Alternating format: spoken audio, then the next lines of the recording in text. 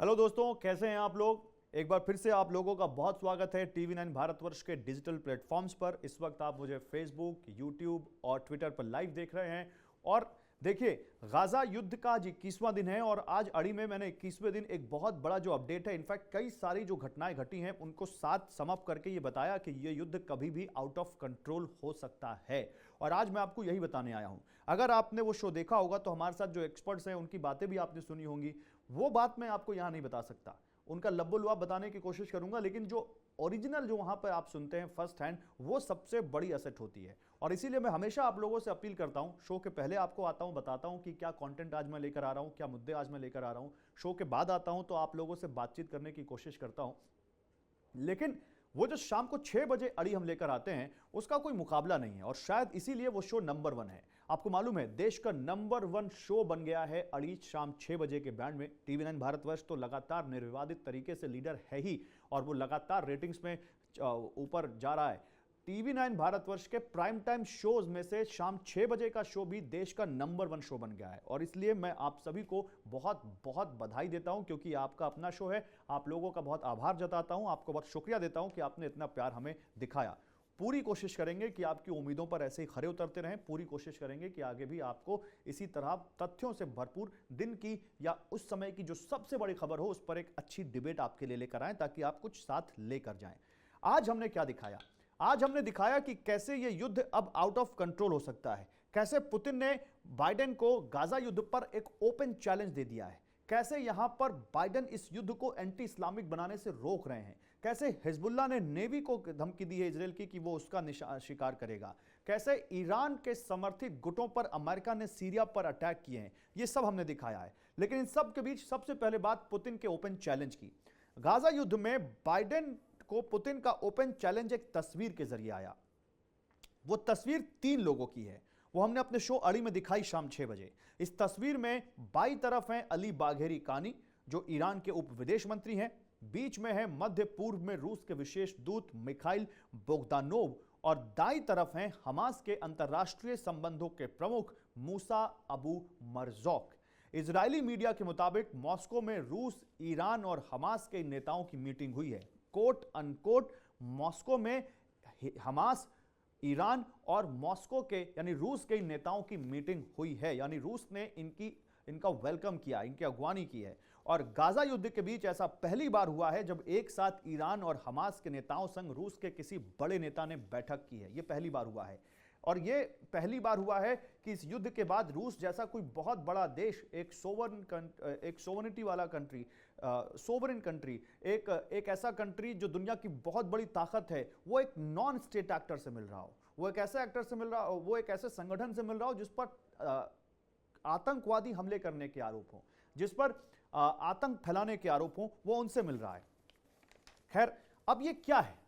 ये केवल एक आम मीटिंग है या ये केवल एक ऐसी मीटिंग है जिसमें दुनिया के 2-3 नेता मिल गए हैं, या इससे कहीं ज्यादा है?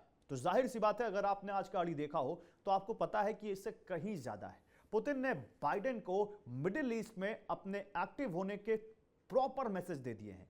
बाइडेन जिस तरह से एक्टिव हैं, अमेरिका जिस तरह से एक्टिव है, अमेरिका के बेड़े एक्टिव हैं, अमेरिका की एयरफोर्स एक्टिव है, अमेरिका की यूनिट्स वहां पर हैं, अमेरिका के बेसेस वहां पर हैं। इस युद्ध के बाद अमेरिका ने जितना इजराइल को असलहा दिया है, अब ऐसा लगता है कि ईरान जो मिडिल ईस्ट में अमेरिका का सबसे बड़ा दुश्मन है, वो अब अमेरिका के दूसरे सबसे बड़े दुश्मन के साथ आ चुका है और वो वहां पर अब अपने स्कोर सेट कर रहा है।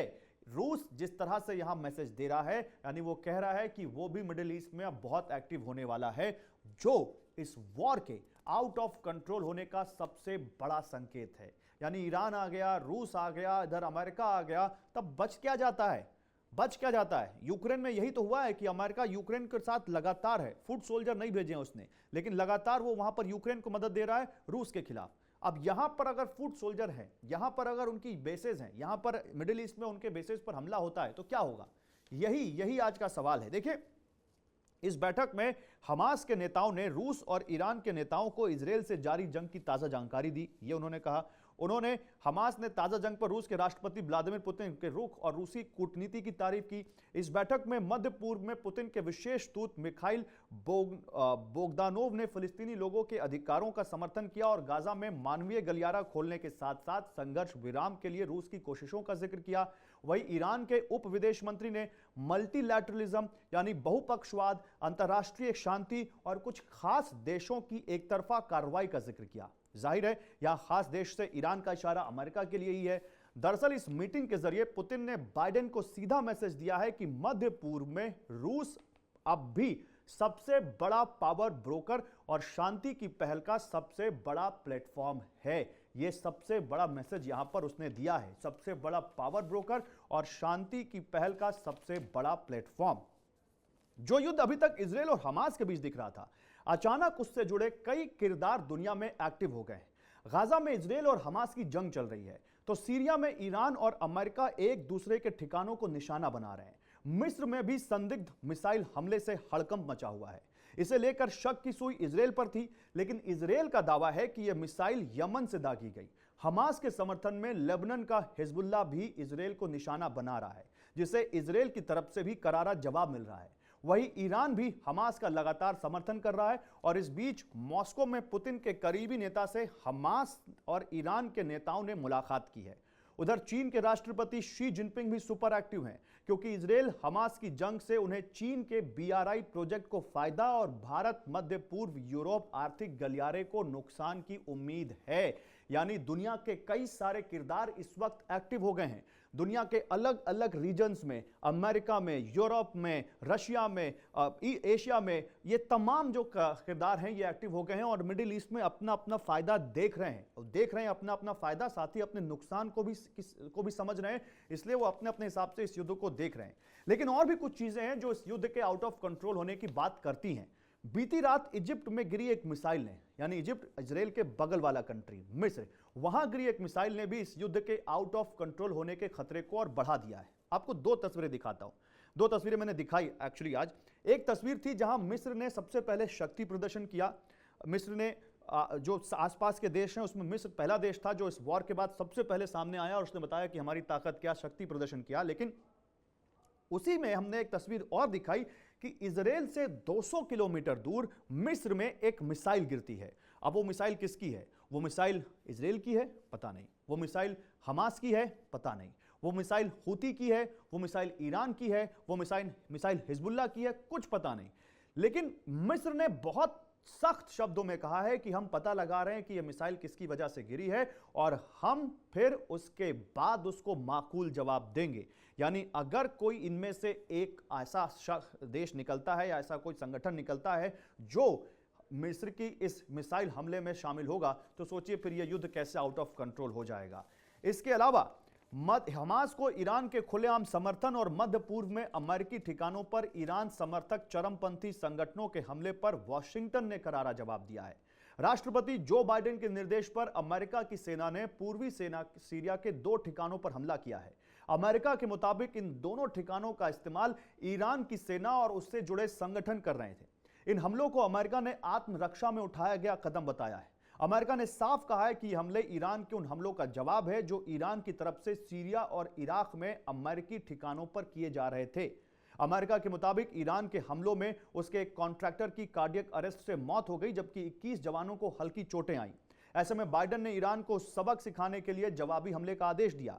अमेरिका ने चेतावनी भरे लहजे में कहा कि उसका इरादा संघर्ष को बढ़ाना नहीं है, लेकिन ईरान और उसके समर्थक संगठनों की तरफ से अमेरिकी ठिकानों पर हमले बर्दाश्त नहीं किए जा सकते।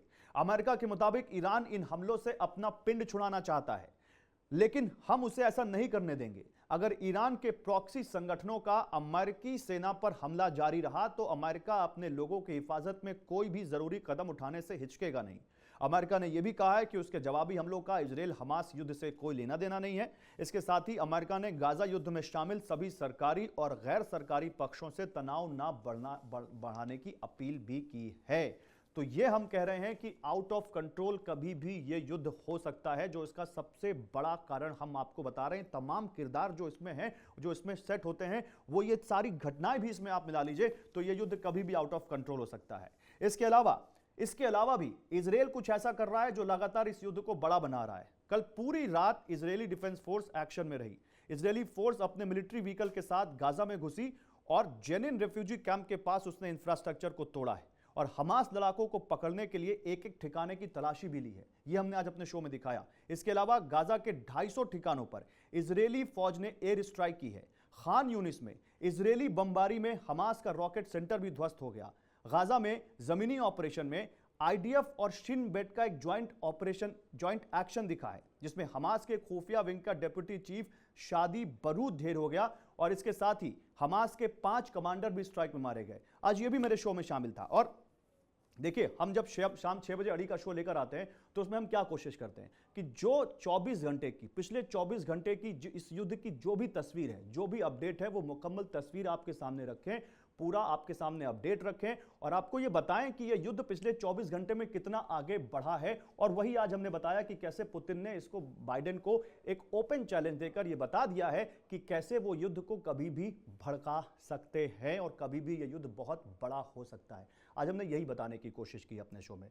कल फिर आपसे जुड़ेंगे, फिर आपके सामने हम एक शो लेकर आएंगे जिसमें हम आपको बताएंगे कि आगे ये 24 घंटे युद्ध कैसे आगे बढ़ा, कैसे इसको हम और देखें, कैसे ये युद्ध आगे इसको समझना चाहिए कि युद्ध और बहुत ज़्यादा भड़क सकता है। इस लाइव को अभिषेक चला रहे थे और यहाँ पर मेरे कैमरा सहयोगी हरीश इस लाइव को शूट कर रहे थे। आप लोगों का बहुत शुक्रिया एक बार फिर से 6 बजे को नंबर 1 बनाने के लिए। आगे फिर आपसे जुड़ते रहेंगे और आपको ऐसे ही युद्ध की पूरी तस्वीर दिखाते रहेंगे। थैंक यू, बहुत बहुत शुक्रिया, नमस्कार।